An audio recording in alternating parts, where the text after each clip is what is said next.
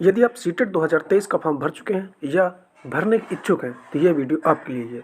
Hello friends, नमस्कार। स्वागत है आप सभी का आपके अपने यूट्यूब चैनल स्टडी एक्स में। जैसा कि आप थंबनेल देख कर ही समझ गए होंगे, इस वीडियो में हम किन बातों पर बात करने वाले हैं।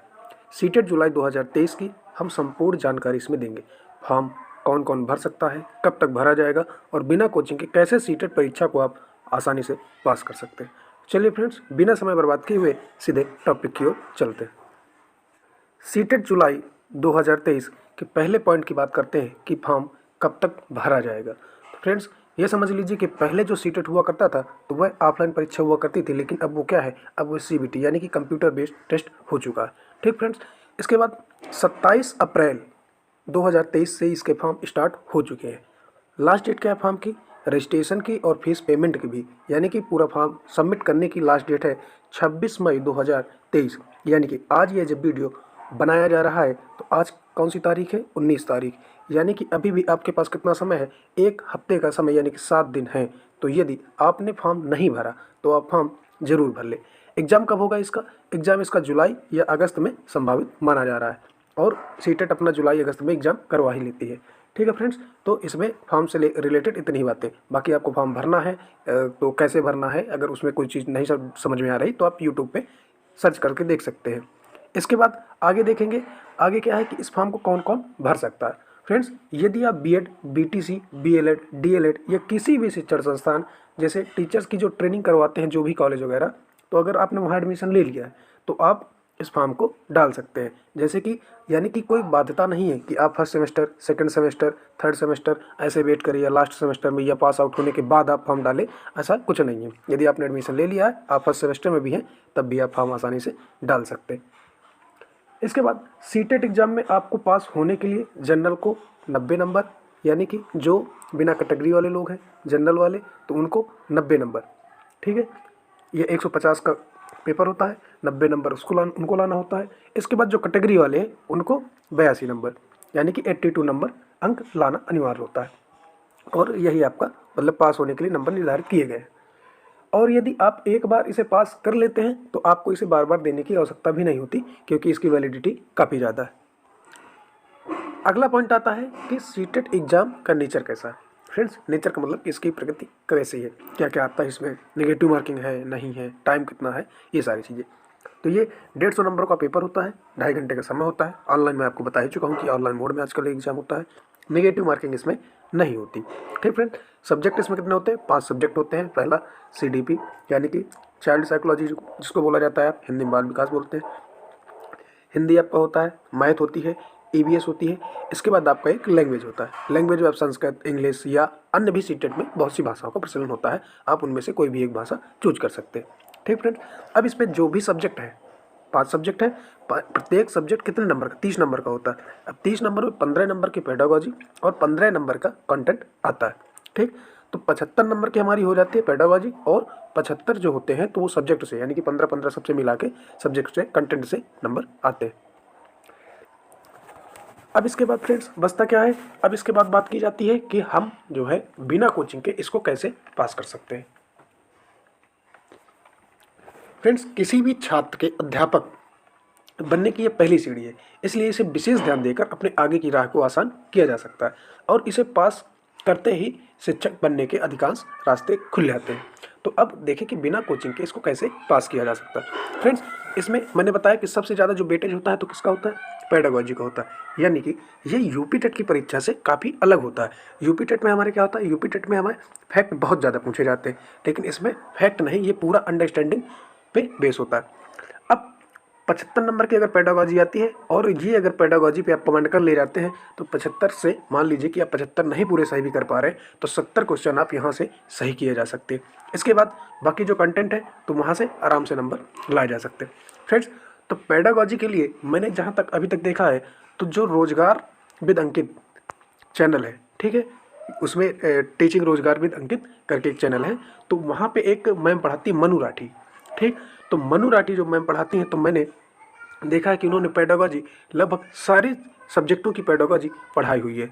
और फ्रेंड्स, अगर आपको 75 नंबर की पेडागोजी पढ़ने के लिए 40 से 50 क्लासें भी देखनी पड़े तो कोई बुराई नहीं है। मुझे लगता है कि 40 से 50 क्लासों में पेडागोजी में आप अच्छी खासी कमाल कर सकते हैं। इसके बाद सीडीपी के लिए हिमांशी मैम जो लेट्स लर्न में जानी जाती हैं, ठीक। और उसी TRW में यानी कि रोजगार विदंकित वाले में तो एक मैम है, क्या नाम है, गार्गी मैम, वो भी अच्छा पढ़ाती हैं। तो और इसके बाद बहुत से ऐसे प्लेटफॉर्म है जैसे रोहित भारद्वाज सर का और चंद्रा इंस्टीट्यूट हो गया। इस तरह बहुत से कोचिंग संस्थान हैं जिनके वीडियो यूट्यूब पे अपलोड है। तो आपको पैसा बर्बाद करने या कोचिंग में पैसा ज़बरदस्ती देने की कोई ज़रूरत नहीं है। आपके पास यदि सिलेबस है किसी भी एग्ज़ाम का तो आप सिलेबस निकालिए, सिलेबस को अपने पास रखिए और जो चीज़ें आपको नहीं मिल रही, नहीं समझ आ रहे, सीधे यूट्यूब पर सर्च करिए, आपको उससे रिलेटेड बहुत सारे कंटेंट आ जाएंगे। तो आप किसी एक को सेलेक्ट करके उसको देखिए, अपने नोट्स बनाइए और कंप्लीट करिए। इसके बाद फ्रेंड्स ईबीएस की बात आती है। तो ईबीएस में क्या होता है, ईबीएस फ्रेंड्स 15 नंबर की तो पेडागोजी वहीं से कवर हो जाती है। जब आप पेडागोजी पढ़ेंगे तो आपकी 75 नंबर की पेडागोजी लगभग वही चलती है। अगर एक बार आप समझ गए तो आप पूरी पेडागोजी सब में उसी तरीके से कर ले जाएंगे। ईबीएस 15 नंबर का जो बचता है तो 15 नंबर के ईबीएस में एनसीईआरटी के पूरे क्वेश्चन एनसीईआरटी से उठा के रखे जाते हैं। कौन से, क्लास 3, 4 और 5। फ्रेंड्स आप यूट्यूब पे सर्च करेंगे एनसीईआरटी क्वेश्चन फॉर सीटेट तो आपको बहुत सारे वीडियो मिल जाएंगे। कोई भी एक वीडियो उठाइए, कक्षा 3, 4 और 5 यानी कि 3, 4, 5, इनमें से आप 3 क्लासें करिए, 3 क्लासों को आप नोट डाउन करिए। ज़्यादा से ज़्यादा 4-5 पेज में आपके क्वेश्चन बन जाएंगे, उनको आप तैयार कर लीजिए। इसके बाद या फ्रेंड्स मैंने एक देख रखा था यूट्यूब पे एस ए टीचर्स एकेडमी करके एक है, तो वो उन्होंने काफ़ी हद तक इनको कंप्लीट किया हुआ है एक ही वीडियो में, ठीक है। तो वो 1-1.5 घंटे का वीडियो होता है, आप उसको डाउनलोड करिए, उसको आराम से देखिए, तो आपका वहाँ से ईबीएस कंप्लीट हो जाती है। बाकी संस्कृत और इंग्लिश, तो जैसे संस्कृत की बात करें तो संस्कृत के लिए संस्कृत गंगा यूट्यूब चैनल, उनके बिना तो संस्कृत का बेड़ा पार हो ही नहीं सकता। आप वहाँ से पढ़िए क्योंकि उनके अलावा कोई ऑप्शन या उनका कोई तोड़ है ही नहीं। अब फिर टीचर से कनेक्टिविटी की बात होती है, आप कितना ज़्यादा कनेक्ट हो पा रहे हैं। जितना आप कनेक्ट हो जाएंगे जिस टीचर से, आपको वहीं से उतना ज़्यादा समझ में आएगा। तो मेरे ख्याल से जो संस्कृत भाषा के लिए है तो वो सर्वज्ञ भूषण सर की जो टीम है संस्कृत गंगा चैनल, तो वहाँ बेस्ट पढ़ाई जाती है। इसके बाद जैसे इंग्लिश है तो इंग्लिश में भी नॉर्मल ही होता है। और इसमें सीटेट में क्या होता है, सीटेट में आपको बहुत ज़्यादा परेशान नहीं किया जाता। इसमें आपको लैंग्वेज के 2 पैसेज दे दिए जाएंगे, 15 नंबर की पेडागोजी आ गई। अब जब 2 पैसेज आ जाएंगे तो बचेगा क्या, 5 नंबर का कंटेंट बचता है। तो 5 नंबर में ग्रामर में आपसे पूछ लेती हैं छोटी छोटी चीज़ें, तो वो ध्यान देना होगा। इसके बाद हिंदी का क्या हाल है, हिंदी में भी वही है। हिंदी में 15 नंबर की हिंदी पेडागोजी वाली और 15 नंबर कंटेंट के, जिसमें 2 पैसेज होते हैं। 2 पैसेज वो रहेंगे गद्यांश पद्यांश, तो आप उनसे कर जाएंगे। फिर 5 नंबर की हिंदी पूछी जाती है, तो आप जब सिलेबस उठा के देखेंगे तो सिलेबस में देख लेंगे क्या क्या है, तो आपको पता चल जाएगा। या किसी भी टीचर्स का सर्च करें तो जिन्होंने बना रखा हो पूरा कंटेंट या सब्जेक्ट डिस्क्राइब कर रखा हो कि क्या क्या है सिलेबस में, आप उसको एक बार नोट डाउन कर लीजिए। 1-2 दिन आप समय इस तरह की चीज़ों में दे लेंगे तो इसके बाद आपके पास एक बढ़िया स्ट्रेटजी बन जाती है, तो आप काम आसानी से कर सकते हैं। इसके बाद मैथ की बात करें तो मैथ में 15 नंबर की पेडागोजी, वहीं से हर बार पेडागोजी के लिए एक ही चीज़ है। फिर 15 नंबर का जो बचेगा तो आप प्रीवियस ईयर अगर उठाना लगाना शुरू कर देते तो आपको खूब आइडिया लग जाता है कि 15 नंबर की मैथ कैसे पूछी जाती है, कहाँ से पूछी जाती है। किसी से आप सर्च करके देख सकते हैं। यूट्यूब आपके लिए बहुत अच्छा भी है और बहुत बुरा भी है। यदि आप चाहें तो इसका पूरा फ़ायदा उठा सकते हैं बिना पैसे, क्योंकि इतने कोचिंग संस्थान हैं जिनमें हज़ारों वीडियो भरे पड़े हैं और उन्होंने बना के रखे।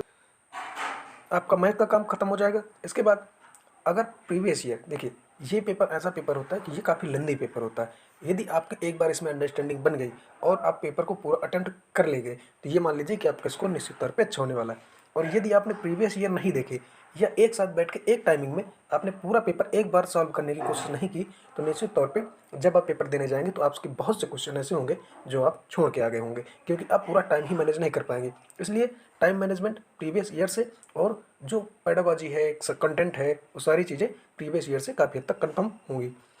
इसके बाद ईबीएस का मैंने बताया था, ईबीएस में एक चीज़ अभी और रह गई थी। ईबीएस का मैंने बताया था कि एनसीईआरटी, और एनसीईआरटी के बाद इसमें एक फ्रेंड्स और आता है सीटेट मैप से क्वेश्चन।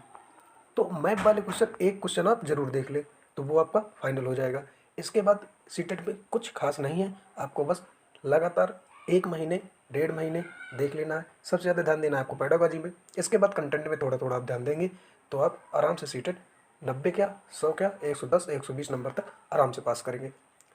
इस वीडियो में फ्रेंड्स इतना ही। अगर आपको जानकारी अच्छी लगी हो तो चैनल को सब्सक्राइब करें, वीडियो को लाइक करें और शेयर करना बिल्कुल ना भूलें। Thanks for watching.